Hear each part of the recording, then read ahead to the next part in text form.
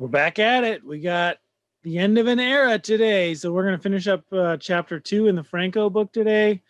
This might be a little bit longer than a normal lecture video. I might end up afterwards, if it's too long, I might split it up into a couple different videos. So if the video that follows this doesn't have an intro slide, that's probably what happened.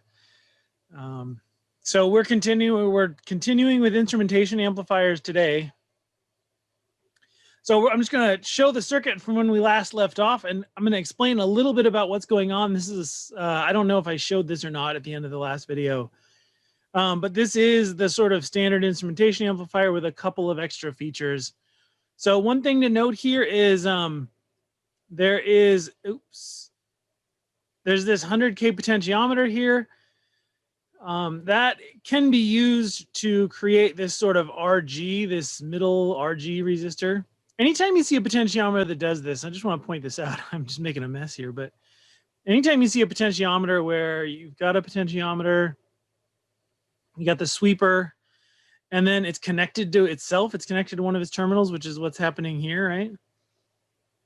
That's basically how you use a potentiometer as a variable resistor. A potentiometer, some people call it a variable resistor. It's really not. It's a constant resistor with a middle terminal, right? With a midpoint that connects somewhere in the middle, but the terminal to terminal resistance is constant with a potentiometer.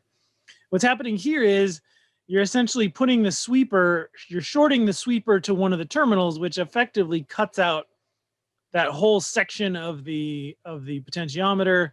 So it does make this a variable resistor. So effectively, you have kind of a variable resistor created by shorting the sweeper of a potentiometer to one of its terminals. I just wanted to make that clear. Sometimes we show things and I don't fully explain what's going on, and you could kind of deduce it, but I just want to be explicit about it. That's what's happening here too. So basically this is their way of saying, it's a long way of saying this is a variable resistor that can be adjusted between 0 and 5 kilo ohms. A couple things to note. So this resistor basically just changes the value of RG to set the gain of this overall circuit. And this resistor is used to calibrate. So this resistor is used to balance out this network. And one thing you'll notice is we have 100K, we have 100K. These are not going to be perfect. They're going to have a little bit of error. We got 49.9K, and then we have a 47.5. So in this case, we're deliberately making this resistor about 2.5K too small. So if everything is perfect, this 5K resistor, we should have to use exactly 2.5K right in the middle. Right in the middle of that resistor should be about what gives us our perfectly balanced circuit. But the fact that, these resistors could be too high or too low, it means that we have a little room to play with in either direction to correct any imbalances in this design. You might say, why 49.9K? That's kind of terrible. Why not just 50K? Well, the reason that you don't see 50K a lot of times is because 50K is not one of the standard resistor values. So I added the standard resistor value table here to this slide. These are 1% standard values. So a lot of these numbers you'll see going forward in your engineering career, you might see 22.1 instead of 22. And you'll say, what? That's because 22 is not a standard value, but 22.1 is. 90.9. It sounds like a radio station, right? 90.9 instead of 90K. That's right. 90K and 30K are very common. We like 90K and 30K because they make really nice dividers, but we're not usually actually going to get 30K and 90K. We're going to get 30.1K and 90.9K. So just some things to point out. What are some other common, but just scanning through here, common values that you see a lot? So of course, 10 is a nice clean number. The whole scale is based on having clean ones and tens and powers of 1. And that also means 20s. 20s come out nice and clean. That's probably it. The 75s are very common. Those are also clean.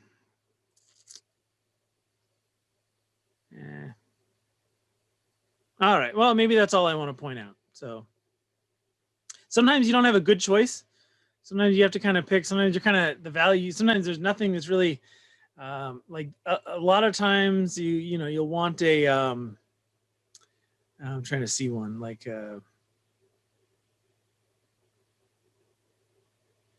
sometimes you'll be looking for a number that's close. Like you'll be looking for let's say you want a 53K resistor. You can't get a 53K resistor. You can get just two equally bad choices. And usually that's good enough, right? These are 1%, so you're going to be within 1% no matter what. Sometimes if people really wanted a 53K resistor or a 53X resistor, sometimes you can add another, resistor to tune it. Or the other thing you can do sometimes is put a resistor in parallel. So if you have a 53.6 and you want a 53, sometimes putting like a big variable resistor in parallel with it is going to let you kind of tweak that just a little bit. Also keep in mind though that these are typically only 1% accurate resistor values. So, the fact that there's not an exact 53, well, it wasn't going to be exact anyway. It was always going to have a little bit of error one way or another. So even though it doesn't look like it's dead on, it's probably close enough, right? Close only counts in horseshoes and hand grenades and resistors, apparently. But again, the fact that we always have to deal with this in electrical engineering. We always have to deal with the fact that resistors aren't perfect, capacitors really aren't perfect, and inductors really aren't perfect. So we come up with things that help us live with them, things like this. So that's one of the ways we design. We design for the fact that we can't have perfect resistors. And why do we have to have that? We want to perfectly tune this instrumentation amplifier in order to get a low common or a high common mode rejection ratio. So we really want to get rid of the common mode. That's only going to happen with a perfectly balanced circuit. That's only going to happen with either very expensive perfect resistors or with a way to calibrate the overall system. A real instrumentation amplifier, if you buy it, is sometimes you'll get basically exactly this, but if you buy one, you're probably going to see something more like this. And usually, so basically, when you're looking at this, everything that is inside of this dashed triangle, you don't have access to. So everything here is all inside of an IC chip. It's all packed in epoxy or packed in plastic or something. You don't have access to these components. You can't put anything across this resistor. Anything is all internal. What you do have access to is obviously you have access to the inputs. You have access to this RG to program it. So you can connect a resistor between two terminals of the package, two terminals of the chip, and tune the gain. You also commonly they will break the feedback path at the output. Why would they break the feedback path? We talked about this a few lectures ago, that feedback can clean up error that's introduced after a gain stage. So in this case, this output could be going to like a really long wire, or it could be, it's possible we're driving something that's highly nonlinear here. Or we have a network here that has some non-ideal effects, or we have another amplifier stage.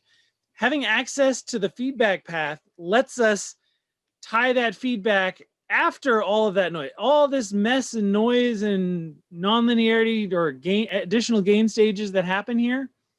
We can feedback after all of that mess, which gives us a better chance of having our actual desired output at the actual load. So that's why they give you that option.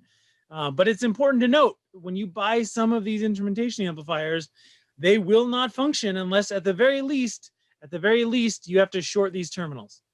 If not, connecting the sense all the way to the end where your load is at. So it's something to keep in mind, that if you get an instrumentation amplifier and every time you use it, the output is just railing, it's just going all the way to one rail or going all the way to the other, it could have been because they gave you that sense pin and you didn't connect anything to it, so it causes a problem. We also have this reference pin here. The reference pin, we'll talk about this more later, but basically this is a way to tune the output reference for the output signal. So instrumentation amplifier amplifies a differential input. So let's say this thing was a gain of 1,000, and our input differential here was 1 millivolt.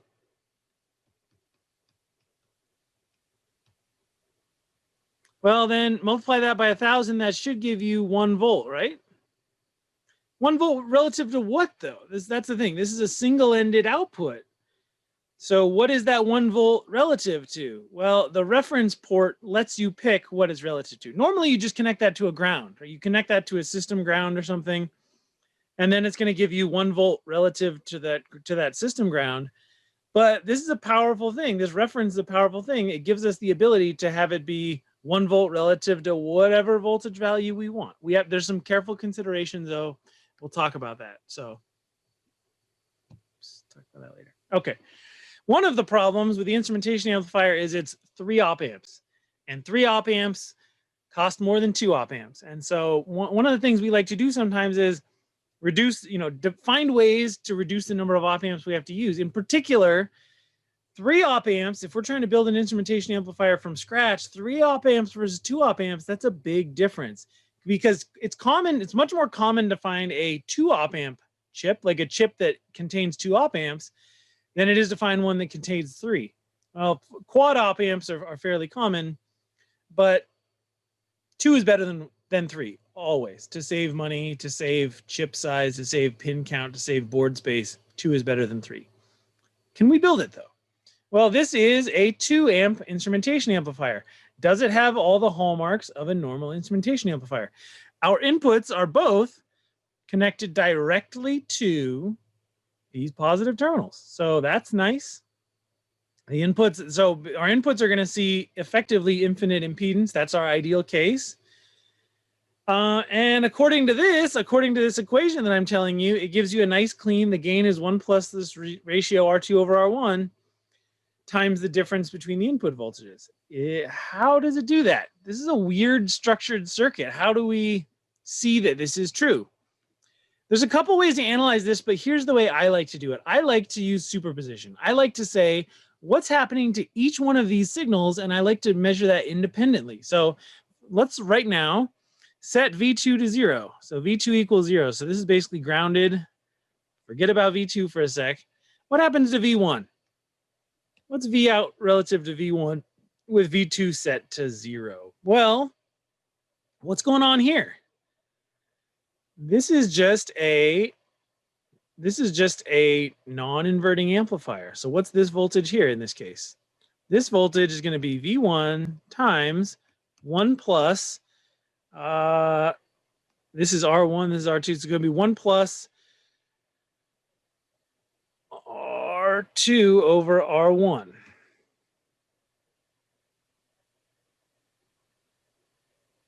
No. 1 plus, sorry.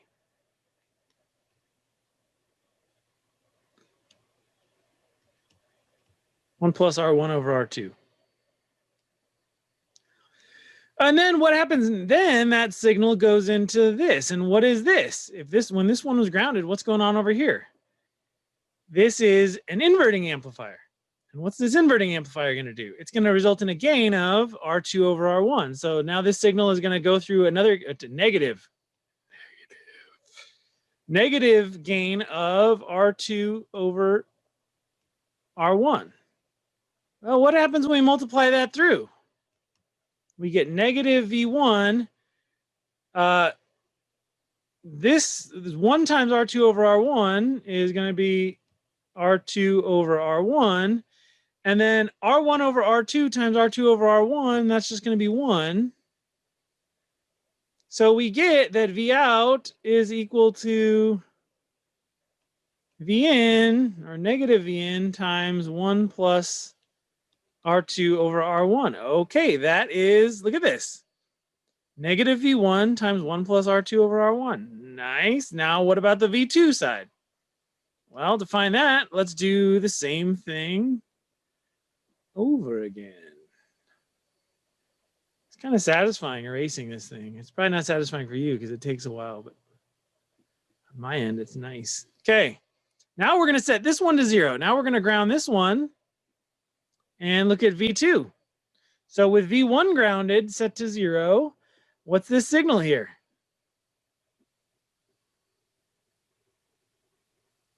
Right? Big goose egg, because this is just a 0 times 1 plus ratio of resistor. We're just amplifying 0. So this one is now 0. So then what's this circuit? That's just the non-inverting amplifier now. So now V out is simply going to be V2 times 1 plus R2 over R1. Now it's positive though, right? Now we don't have that, we don't have negation. So now that's true, right? V2 times 1 plus R2 over R1. So we're able to fairly quick, even though this is sort of a weird circuit, this is sort of a weird non-intuitive circuit, what's going on here, we can fairly quickly derive that expression using superposition. Superposition is a very powerful technique. We can analyze the impact of each input independently. And sometimes that really simplifies the process of doing this analysis. So that's the proof. I didn't intend to go through that, but as soon as you get started doing it part way, I was initially just going to just pick like a value 1 and show that it was true for 1. But you know what? It's easy enough to just show it using superposition. What if we want adjustable gain with the 2 op amp instrumentation amplifier? Well, all we have to do is apply a resistor RG here across. So basically we're connecting RG between the negative terminals of the 2 op amps. And it results in a gain of this. I'm not going to go through the derivation of that though. But it's a way to do it. It's a way to do it.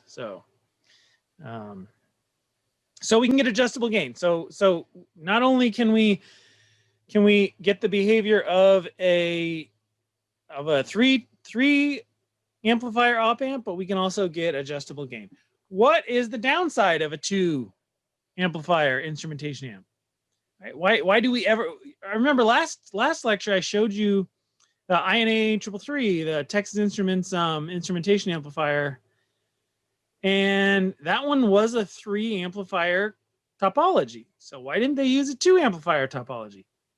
Well, it can be a little bit harder to trim it can be a little bit harder to calibrate the 2 amp instrumentation amplifier. So it can be a little tougher to eliminate the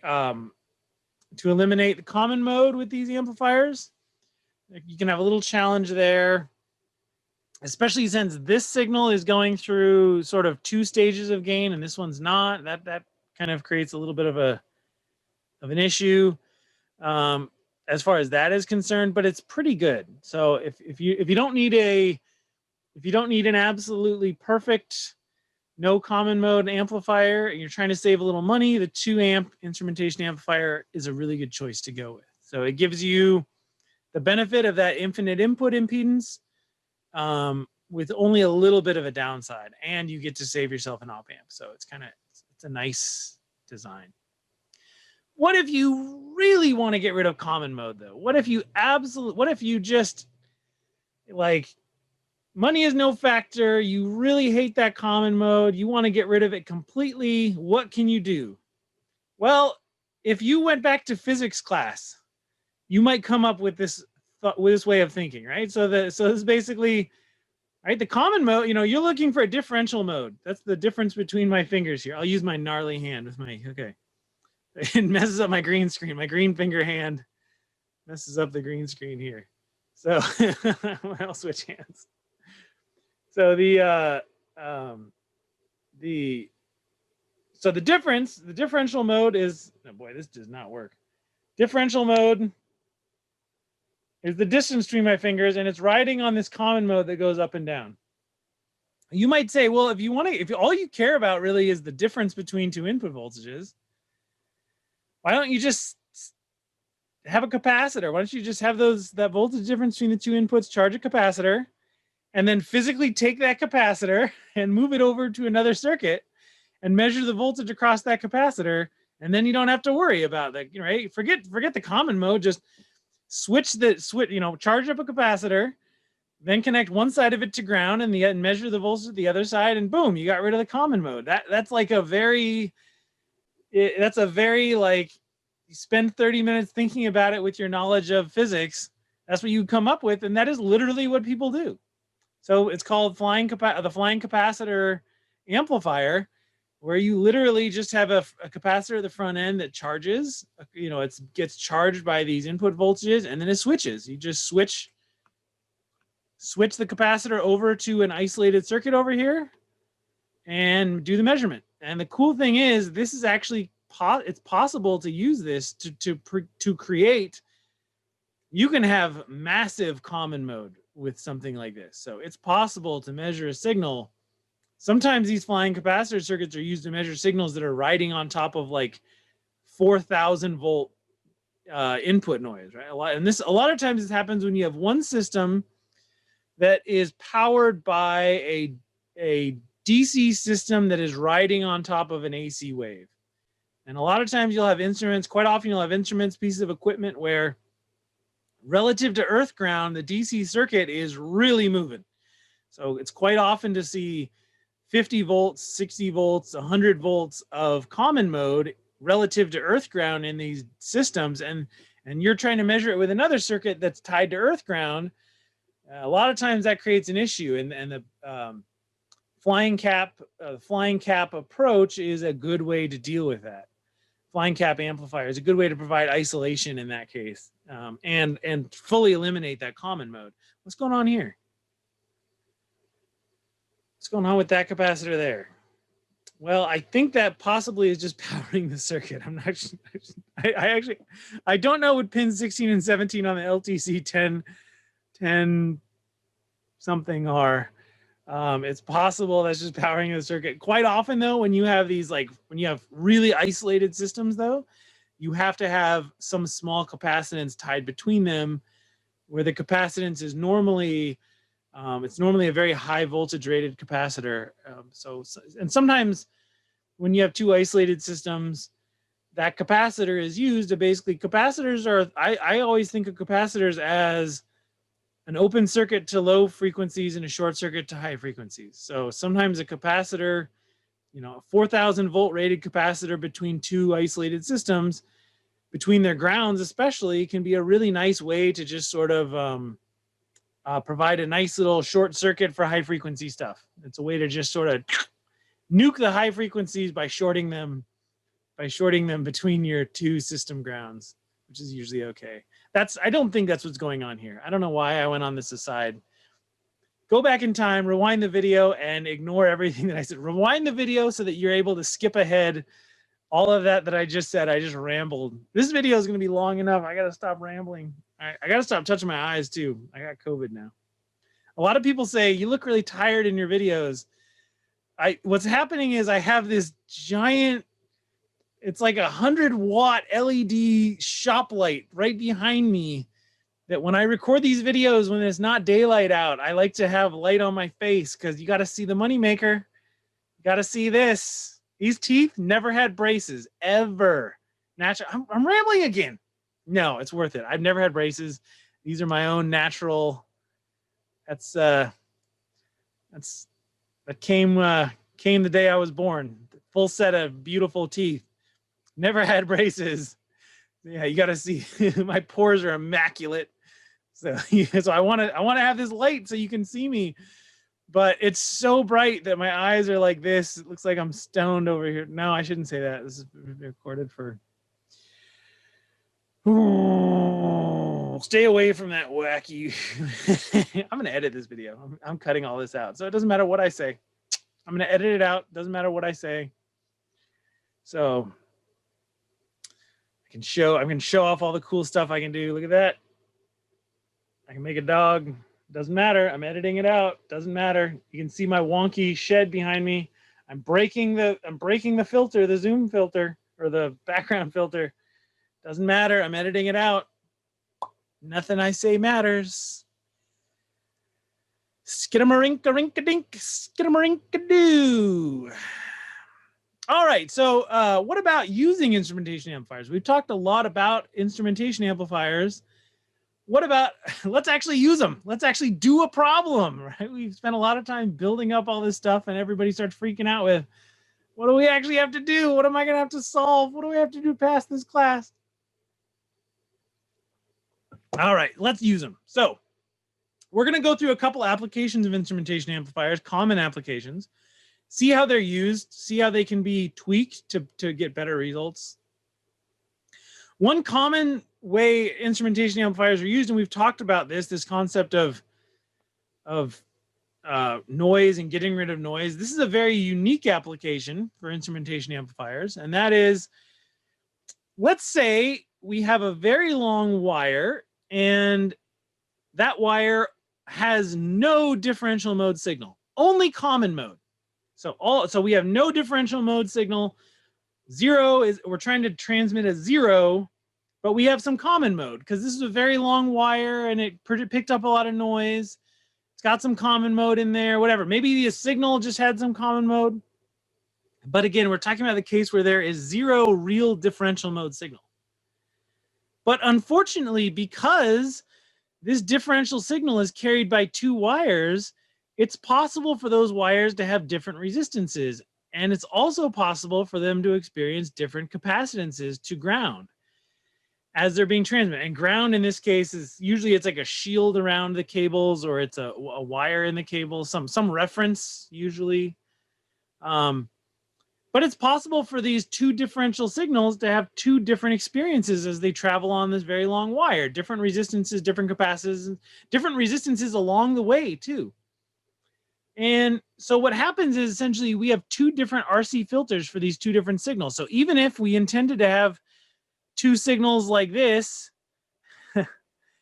that had no common mode, or maybe it's better if I draw them on top of each other. So we have one signal like this. Let's get crazy. Let's do a different color if I can. Yeah. Ooh, we waited till like this lecture, right? So we have these two signals. I'm trying. We have these two signals that have no differential mode, but they have a lot of common mode here. The problem is each one of these is experiencing a slightly different RC pathway as it travels along this wire, which means some of these, if there's more of an RC pathway, some of these might have a little bit more of a kind of, kind of a phase delay here. They might have a little bit of a shift. And so what happens is if these two get shifted a little bit different, if they get RC filtered a little bit different, right, one of them might look like this, and going back to our original color, the other one might kind of, look like this. And so now we have what effectively looks like a bit of a differential mode. So even though we didn't intend to have a differential mode, the common mode getting RC filtered differently along these two wires creates a differential mode unintentionally. And then that differential mode gets amplified the same way as any differential mode would.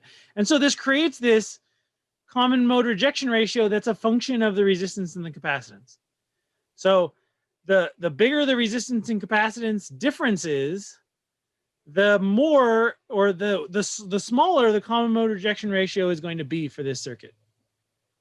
And again, this is proportional to, oops, what's going on here?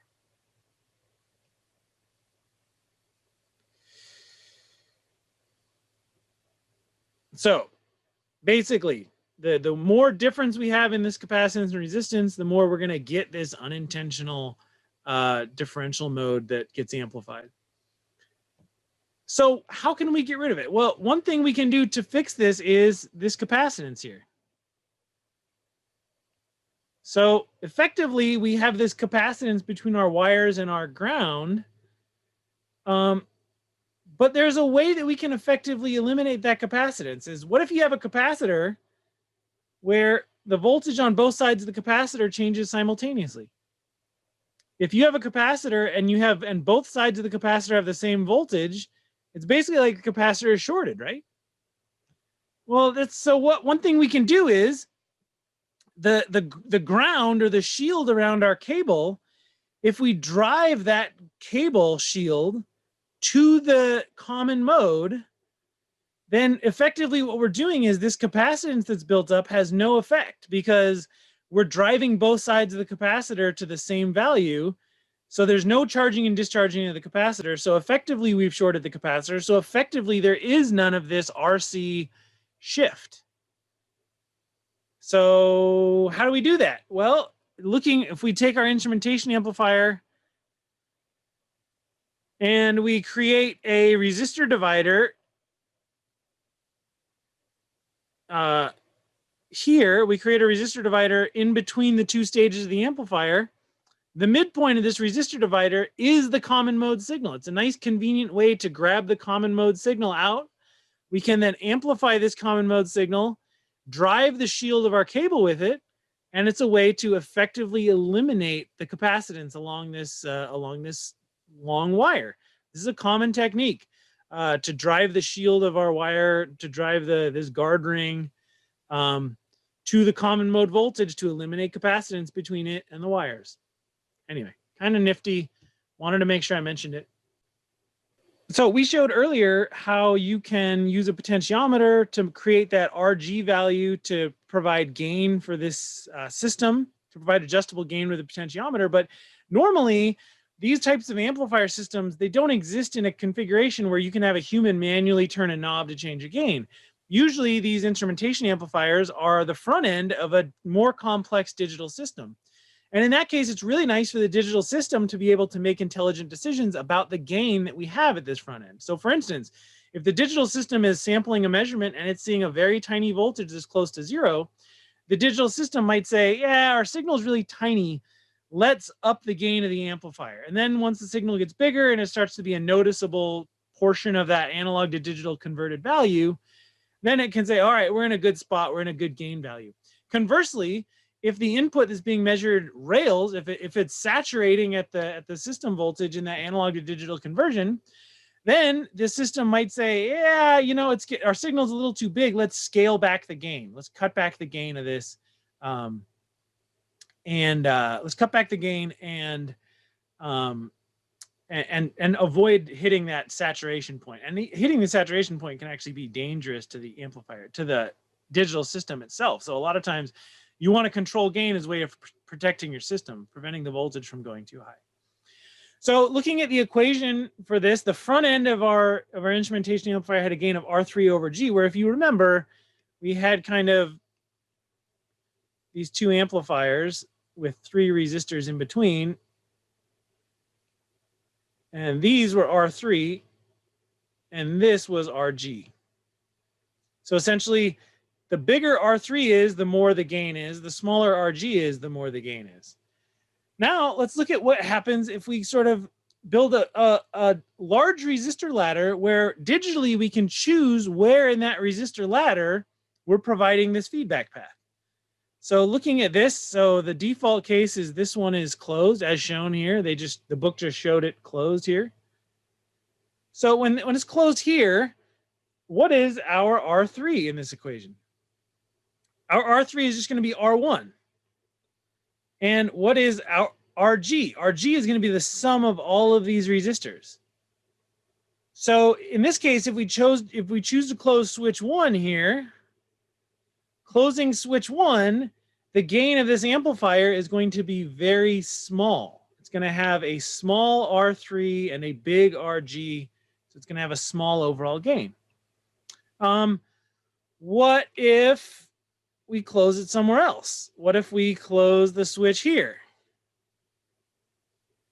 Digitally now. Now, if we digitally close the switch here, our R3 is R1 plus R2. And our RG is only the sum of these. So now our gain has gotten a little bit bigger because this ratio of, R3, it's probably not good to use R3 here, but this ratio of R3 over RG has now increased because we have to go through more resistors before feeding back, and we have fewer resistors in between those two networks. Taking it to at this last one here, we're going to have to go through all of these resistors before we get our feedback, which means R3 is going to be very big, and RG is just going to be this single solitary resistor down here. So this is going to be a very large gain. So switching, closing switch N all the way at the end here is going to provide us our largest possible gain, as shown by having a very large equivalent R3 and a very small equivalent RG. And we can deliberately choose values of resistors here to get a nice clean set of gain values. It's very common with these sorts of amplifiers to see digitally controllable gain of, you'll usually see like 1, 2, 4, 8, 16, 32, or sometimes with instrumentation amplifiers, people like to go with bigger gains. So it's quite common to see something like gain of 1,000, gain of 100, gain of 10, you know, those sorts of decade control things. And that helps when you're dealing with a digital system with an analog to digital converter. If you're down in like 1/10 of your maximum voltage range, you're not going to have a lot of resolution. So a lot of times you want to boost it up to an area where you're dealing with a fairly big number, where small changes in it still show up in your analog to digital converter. So you want to keep the gain at a level where you're getting a reasonable signal. You don't want your signal to be all the way at the max. And you don't want it to be very tiny either when you're doing digitization. So this is a neat little way to do programmable gain. Offset. This is really important. So offset is all the time, especially when it comes to dealing with digital systems. If we have a signal that's a differential signal, it goes positive, negative. Digital systems generally can't have anything to do with negative signals. So digital systems hate negative voltages. They're not good at, they can't usually touch them. Analog to digital converters, very rarely can they touch negative voltages. Some can, but rare. It's rare. So quite often, if your signal is something like, you know, -10 to 10, you want to convert that to be read by a microcontroller. You want to convert that to something like 0 to 3 volts or something like that. And if you're doing this, it means you have to scale this and provide offset. So anytime you have a balanced across 0 signal and you want to make it always positive, you're going to have to add offset. Well, it's really handy. It's really handy to have an easy way to do that, which it is. In instrumentation amplifiers, by driving a voltage at this node here, you can just add an offset. Whatever voltage you drive this node to, that will be added to the output of the instrumentation amplifier. This is going back to an earlier slide. I can do it right now really quickly, right? It's not that many slides, right? That's this reference here. This reference is this terminal right here. So it's shown grounded here. Grounding it is going to give you an output relative to ground, but choosing any other voltage there is going to give you an output relative to that voltage. So you got to be very careful though, because this signal will draw a current. This signal will draw a current. There will be current flowing through it, which means it has to be a strong voltage signal here. You can't just generate this VREF voltage doing a voltage divider, because there will be loading effects and you will get a non-ideal effect. So this usually, quite often what you'll do is like they're doing here, you're generating a voltage using a voltage divider network, but then you're buffering that so it gets a nice strong drive. So VREF, no matter how much current is flowing through here, no matter how much current flows through there, VREF will remain constant. So basically you're taking a high output impedance and converting it to a low output impedance using a buffer. This resistor divider here, what's the range of values here? Well, it's going to be balanced between -15 and 15. Let's see. Let's assume this pot is all the way to the top up here. So then we have 24K. And then down here, this resistor would be 24K plus 100K. And we had a total of 30 volts across that. So doing voltage divider on that. Doing voltage divider on that, we got, try it yourself. Just to crack the rust off here. Try it yourself. But so we got 124 divided by 124 plus 24.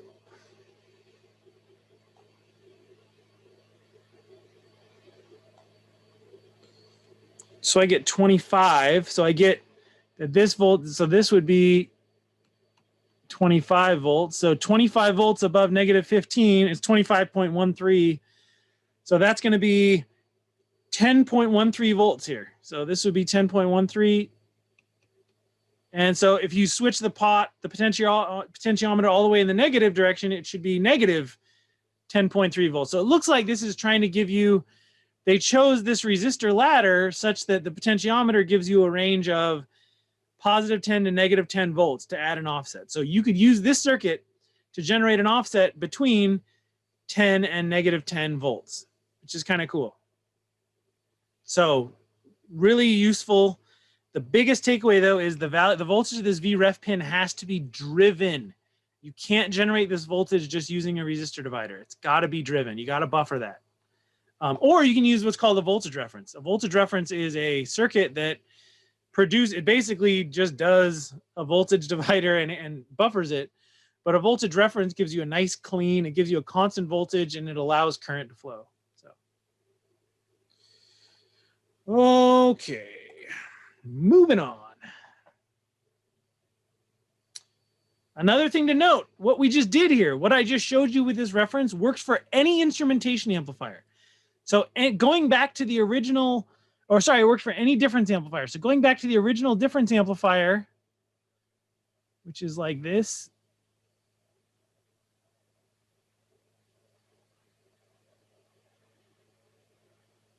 All right, this is the normal difference amplifier that we would have. Where this would usually be R1, R2, R1, R2, or whatever. Or maybe it's the opposite. Maybe I swapped them. But anyway, so normally we show this is grounded. But in fact, you can have this, whatever this terminal is, that voltage is going to be added to the normal equation. The normal difference amplifier equation, if you're using balanced R1 and R2, is going to be the ratio R2 over R1 times the difference between the input voltages. But if you decide to drive this pin to something other than ground, you'll add that voltage to the output voltage. So it's really handy. It's a nice way to provide offset. And the cool thing is, if you drive this node here, if you drive this node, you can still use two signals here. You can still get that differential behavior. So what's the downside though? The downside is it takes an extra op amp, because to drive this node to a voltage other than ground, you're going to have to generate the voltage using a voltage divider and a supply rail, and then you're going to have to buffer it through an op amp. So it's going to cost you an op amp to drive that pin to a reference voltage, but the math is nice and clean. I mean, look at this equation, right? This is a beautifully clean equation. You can just add offset to this thing. So far, we've shown an instrumentation amplifier as voltage in, voltage out, but you can also, just with minor tweaks, make it do all sorts of other stuff. You want to do current out? Boom, you got it right here. Here's your equation. Not going to waste any more time on this. You can go back to the circuit. You can go back to this slide and look at it, but you're basically just creating you're doing a grounded load current driver.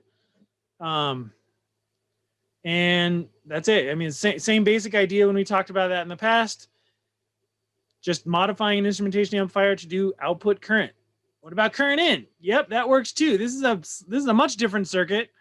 So you can see we're kind of adding these extra pathways here. We're adding this from the positive terminals of the op amps. We're adding these sort of pathways. This is in general kind of an exotic circuit, actually, but I'm not, again, I just want to let you know this exists. You can have a current input differential amplifier. This is ideal behavior. So this is ideally, it's experiencing zero input resistance. So ideal input resistance for a current supply is infinite, which is what we get with the original instrumentation amplifier.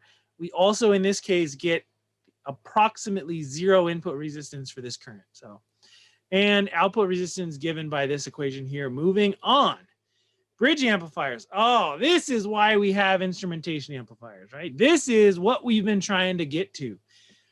Bridge amplifiers are very common in sensor systems. Anytime you have a signal which is proportional to a resistance, and especially in cases where you only get a very slight shift in resistance due to that signal, it's often beneficial to use a bridge. So, you've seen bridges before.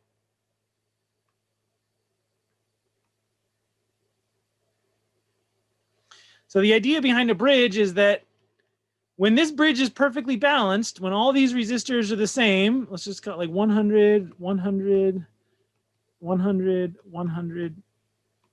When all these resistors are the same, the voltage difference between here is 0 volts.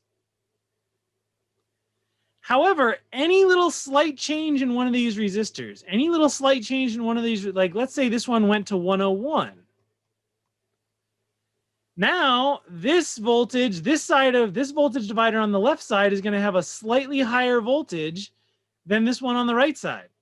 So you're going to produce a little bit of a voltage here. Now, instead of 0 volts, you're going to have some very tiny, 0.01 volts, something. I don't know. I'm just pulling that. I'm just making that. I shouldn't have even written that. But you're going to get sort of a small differential voltage.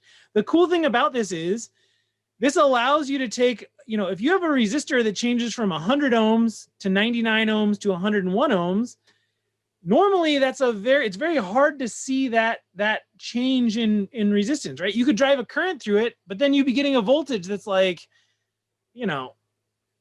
100 to 101, right? You'd be getting you'd be getting a big value with just a little change in that big value, which is often hard to see, hard to measure. A bridge gives you even if your resistance is nominally something other than 0, a bridge is a way to take non-zero resistor values and give yourself a 0 balance representing no deviation. However, as you get this deviation where we sort of represent the deviation, the fractional deviation as this delta here, is lowercase delta, I suppose.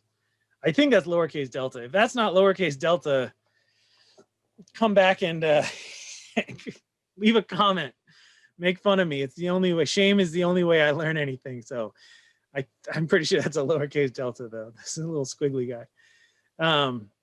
Uppercase delta is easy because the airline company, right? The airline. Okay. Anyway.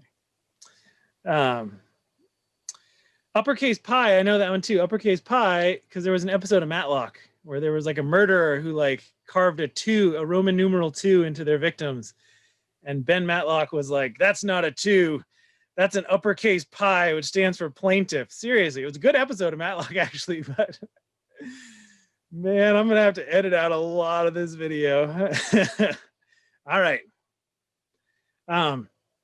Yeah, so that's why we like these. We like bridges are a way that we can take a resistance that just changes a little bit and give ourselves a nice, clean, a little deviation in resistance one way gives us a little positive differential value. A little bit of deviation in resistance the other way gives us a negative value. And the other thing is it generally is somewhat resistant to the supply that we're doing. So looking at this bridge network using the actual equation, you can see the output, the differential output is proportional to this slight deviation, to this slight delta. And it's as a fraction of the reference voltage, whatever voltage we're exciting this circuit with, that divided by 4, assuming a balanced bridge is what gives us our scale to this differential voltage. And usually this deviation is small. Usually this deviation is very small. So this term is basically going to be 1. So we usually clean this up and just say the differential voltage for a balanced bridge is going to be the deviation of one of the resistor values times the gain of this A value is just the gain of this amplifier, which we're not too worried about right now. But it's going to be the reference divided by 4 times that little deviation in the signal. And so the problem is this is a little deviation usually. This is like a 1% deviation. So we're talking our signal is going to be like usually less than 1% of our supply voltage. And so we have to amplify it. We almost always have to amplify it. But by default, bridge networks always produce this differential voltage. It always has a common mode because of what we're doing. We're doing 2 voltage dividers. So we almost always have to use a difference amplifier to amplify this signal. And it's just a really common case. What are the things we measure with resistance? Chemicals we measure with resistance. Temperature we measure with resistance. Strain we measure with resistance. We can measure exposure to ultraviolet light, exposure to radiation. We can measure, all sorts of things. We can do microbolometry. We can measure, temperature on a small scale. We can measure temperature changes as small changes in resistances. There's all kinds of things where resistance is what gives us our signal. In that case, we pluck that signal out, typically using a bridge, and we need to amplify that signal using an instrumentation amplifier. Let's do a problem. Gosh. 1 hour in, and let's do an actual word problem. This is what you've been waiting for. A 300 ohm strain gauge in a balanced bridge. So let's start piecing this together. So it's a balanced bridge, meaning these are all 300.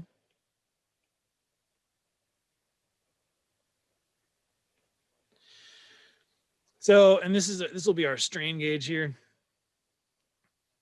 Is excited by a 5-volt supply. Okay, as I read this, I'm putting these pieces together here. Exhibits a 0.2% increase in resistance per 1,000 newtons of force. Newtons is units of force, not kilograms. Remember that. Design an amplifier circuit that outputs 0 volts at 0 newtons and 3.3 volts at 500 newtons. Oh, interesting. So we were given this deviation in terms of 1,000 newtons, but where our scale is only relative to 500 newtons. All right, let's start piecing this together. All right, so first of all, let's get an equation for this differential signal here. So we say for 1,000 newtons, we're going to get a 0.2% increase, which means for 500 newtons, 500 newtons is going to be, so that would be 500 newtons times 0.2% per 1,000 newtons equals 0.1% for 500 newtons. So 0.1%, that's going to be our delta is going to be, that's going to be 0.001 for a delta. Remember, percentage, you got to, percentage is weirdly multiplied by 100. So now our delta is 0.001. Let's go back to our equation here. We can say our V out is equal to, we're going to ignore the A for now. So V ref over 4 times our delta. So V ref was 5. So 5 volts divided by 4 times delta. Our delta was 0.001. That's going to be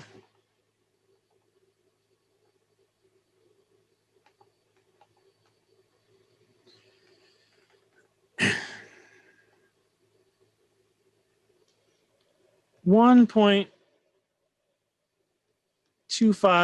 millivolts. Okay. So when we're at maximum strain, we're going to get 1.25 millivolts. So how much do we have to amplify that to get to? So we need, so 0 needs to amplify to 0. And 3.3, or sorry, 500 needs to amplify to 3.3. So we have a 1.25 millivolt input signal, which needs to be a 3.3 volt output signal. So we could just find the gain by saying gain is going to be 3.3 volts divided by 1.25 millivolts. That's going to be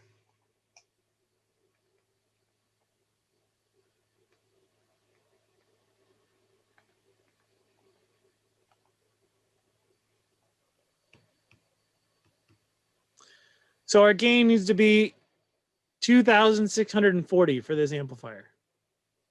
So ultimately, our circuit is going to look like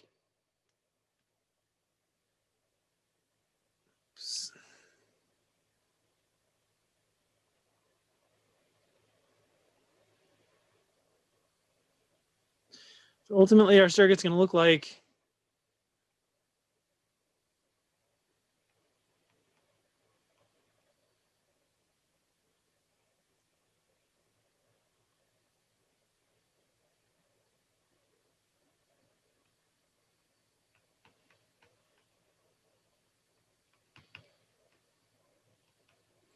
So I'm just saying it's an instrumentation amplifier with a gain of 2640.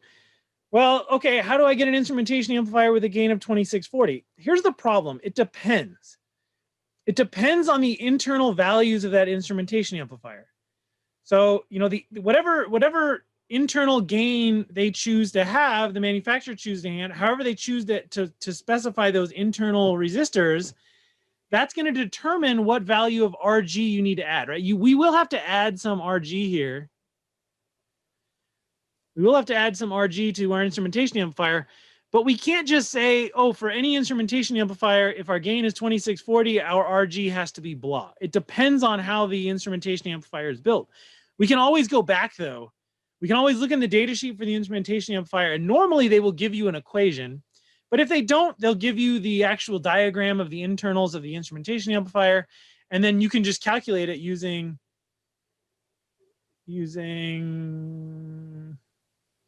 this, right?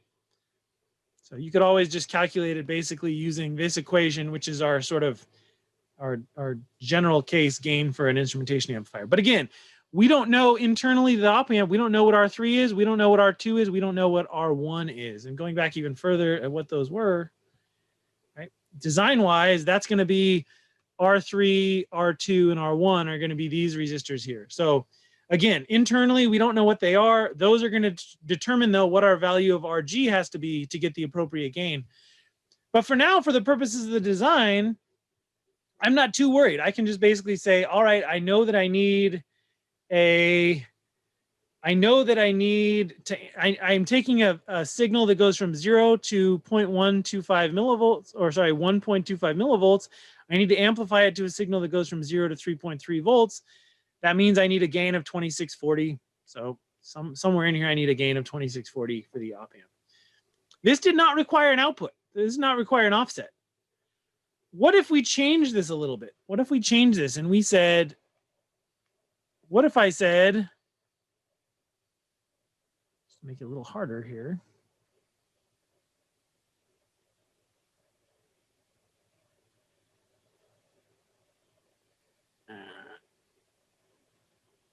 What if I said my input was plus or minus? No, let's change it. Let's do plus or minus 1,000 newtons. And our output, again, is going to be 0 to 3.3 volts. All right. Now this is a little more interesting because now we're taking a differential input, which is going to be a differential voltage, and we're converting it to a non-differential output. Here's typically the way I will do this analysis. So I'll show you how I would do it, and then you can kind of, come up with it on your own. You can come up with whatever way you prefer. So let's go back to this equation here. So V out equals A times. So I don't like to call it reference, V ref. I'll call it like V excite. So it's the voltage that's being used to excite this is the voltage that's being used to excite the bridge. The problem is we also have a V reference here, right? I don't know. I don't know, whatever. Okay. So, yeah. So transcribing this equation, V excitation divided by 4 times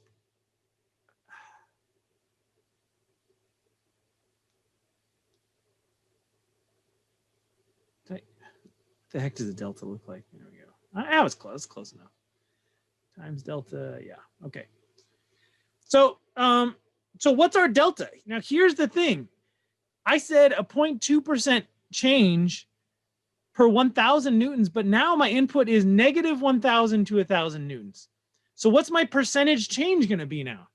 Now my percentage change is going to be, my range of input deviation is actually going to be 0.4%, right? It's going to go from negative 0.2 to 0.2, which is a range of 0.4%, which is 0.004.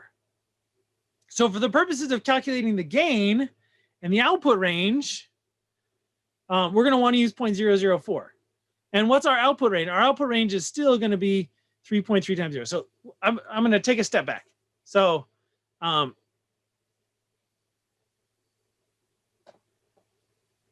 so we can kind of break this equation up into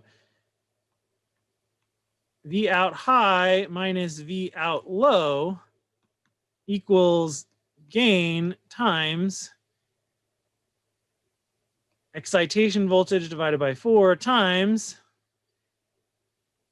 our delta high minus delta low.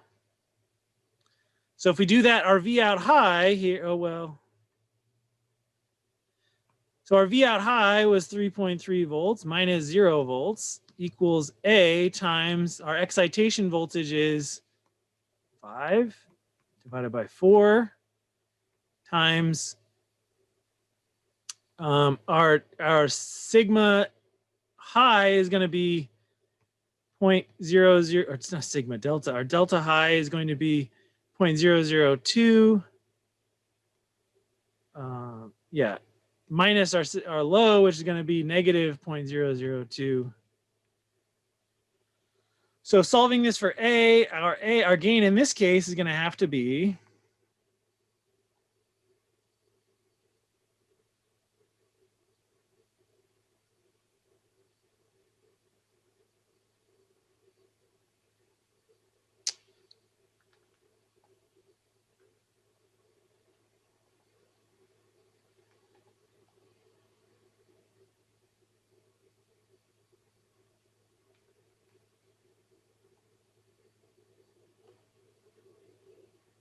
$660.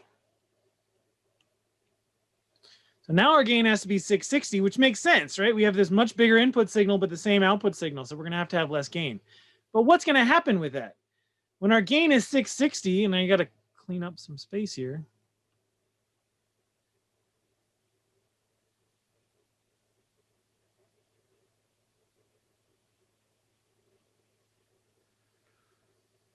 When our gain is 660, let's check the low input, right? The low input is going to be, so we'll replace this with a 660. And the low input is going to be negative 0.002. So that's going to produce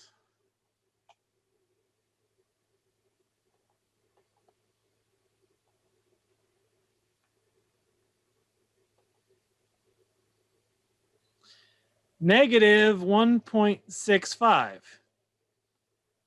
And so the positive case, the high side on the positive case is going to be 0.002 times 5/4 times 660, which is obviously going to equal positive 1.65. So our output now varies between negative 1.65 and 1.65. So what do we have to do? We wanted the signal between 0 and 3.3. We're going to have to add 1.65 volts to that. So if we're doing our design, we would have a gain of 660. We'd have our bridge.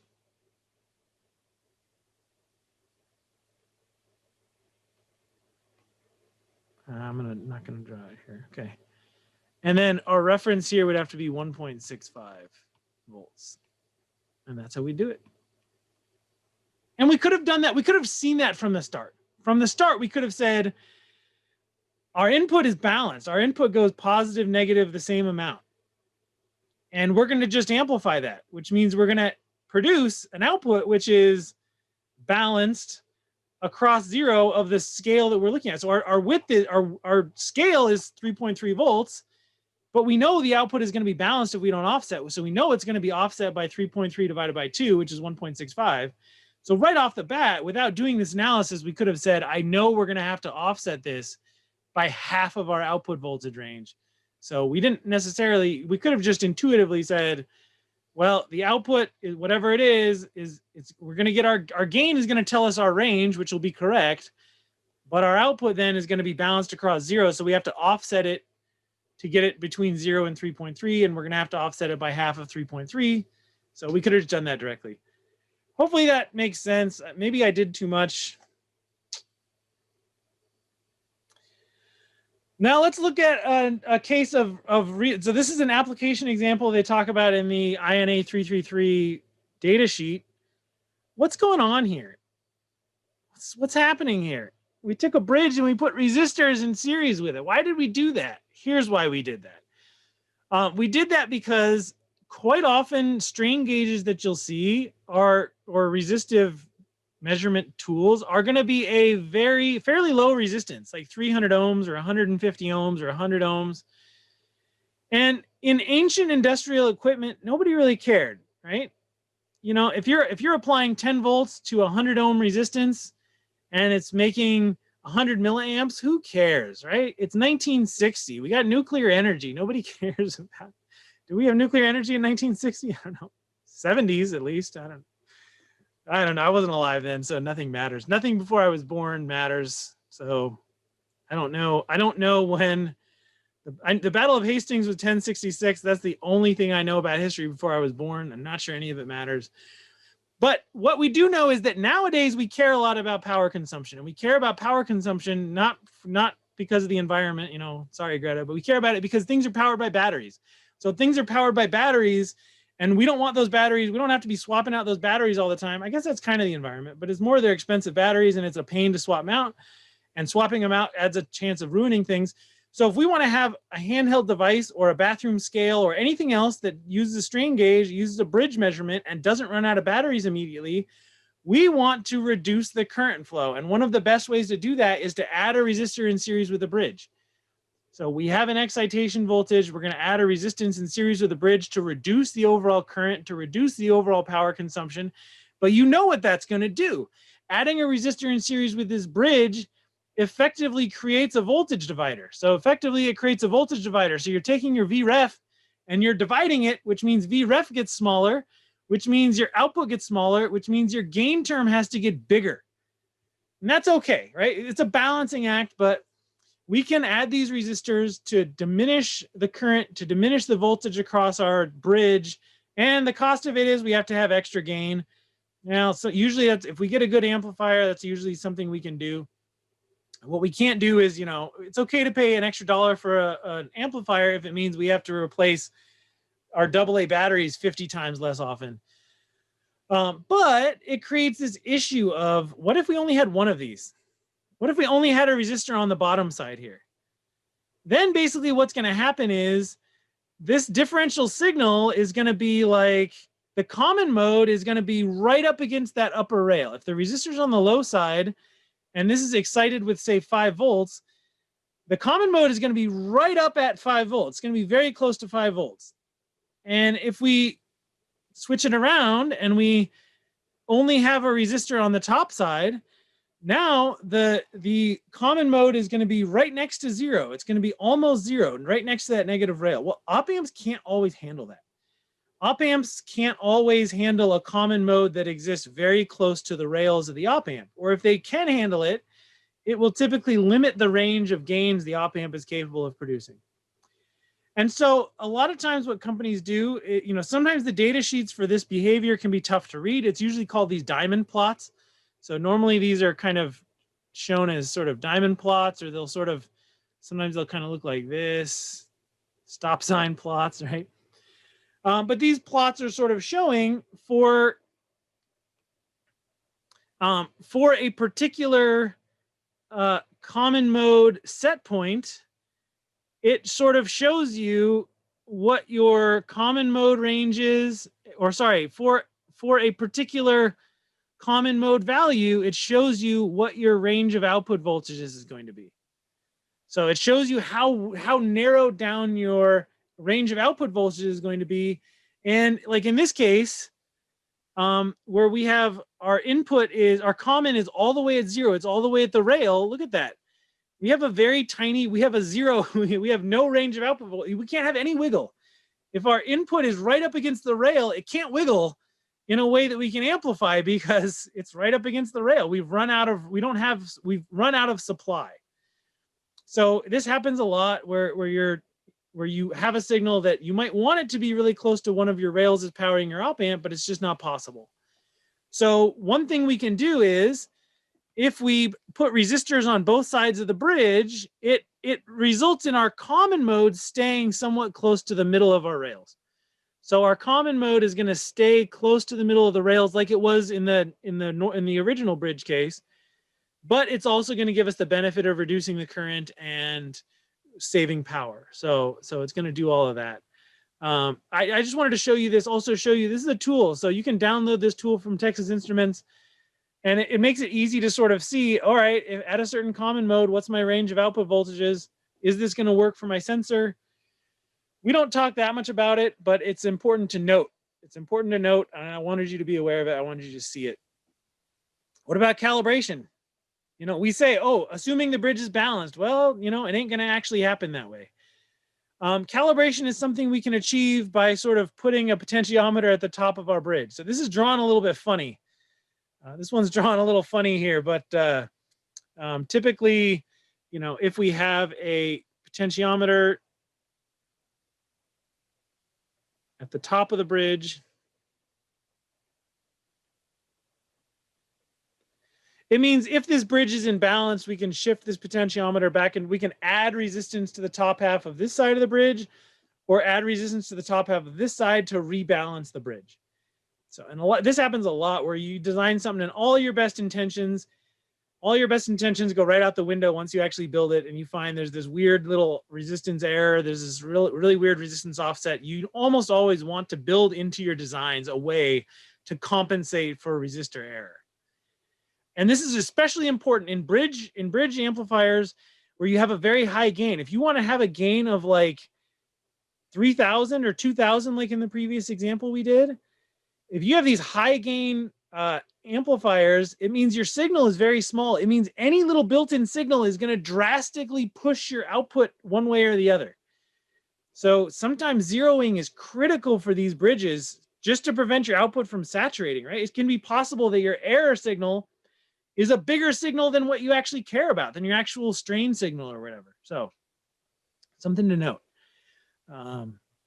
Now, here's something cool. The book doesn't talk about this, not that I've seen, but there's something else you can do. What about self-calibration? What if you wanted to build what if you knew that your strain gauge was off? You knew you had this built-in error. You just always had this constant voltage. Even when there was no strain, you had this constant voltage. And you wanted to build a circuit that got rid of that. What's a time? How could you do that? Well, one of the things is it's very hard for the circuit to know when it's unloaded, right? It usually can't know that it's unloaded. But there's some applications where you can make this assumption. So one application, let's say, for instance, you have the rotor, you have the shaft of a motor. And as the motor spins, the shaft gets torqued. And you have a strain gauge that's measuring the strain on that motor shaft to see like when it's going to wear out or whether or not it's violating the maximum torque or strain or whatever. But the cool thing about a motor shaft is as it rotates, the strain on it should wobble positive, negative. So as the motor rotates, you'll see strain in one direction, then strain in the other direction, then in the other direction. And the average strain on the spindle or whatever it's called, the shaft of the motor, the spindle, whatever, the average strain on it as it's rotating should be 0. So if you're measuring this signal, you're going to be, your output's going to be some strain value that does this, but the average should be 0. There's other cases where this happens. Like let's say you have a scale. So when I go to the dump, right? When I go to the dump, I have to drive my car onto a scale, and then they release the clamps of the scale and it kind of wobbles a little bit. Or sometimes they don't even have clamps, right? It's just kind of wobbling a little bit. And then they weigh my car, and then I move on and I throw my garbage away, and then I come back and they weigh my car again. Well, imagine if you're that scale. If you're that scale, you're seeing no load, and every once in a while you're seeing a load event. But it kind of looks like this, right? Kind of, right? You're kind of seeing these, I don't know why I'm adding sound effects to this, but you're seeing this load. And if this happens infrequently, if maybe like only once every hour somebody uses the dump and their car is only on the scales for about 10 seconds, then you can kind of make an assumption that says, the average value that we weigh on these scales, the average should be 0 pounds. And when you can make assumptions like this, it allows you to make some really cool self-calibrating circuits. And so one thing you can do is, if you know this, if you know that the average value that your strain gauge or your sensor reads should be 0, you can do you can create what's called a DC servo. A DC servo is essentially, you take the output of your strain gauge amplification and you run this thing through an integrator. So basically that's not a good description of an integrator. So, but it's supposed to be an integral sign, or I don't know, whatever, right? So you're taking that signal and you're integrating it. And so basically, if the average of this signal ever gets greater than 0, this integral value is going to start to blow up. And normally these things are very slow integrators. So if you're doing this for like a scale that weighs vehicles, this thing might have a time, this might be such a slow integration. This voltage is going to accumulate so slowly. It might take hours for it to accumulate to anything meaningful. But the neat thing that you can do is you can then take this and subtract it out.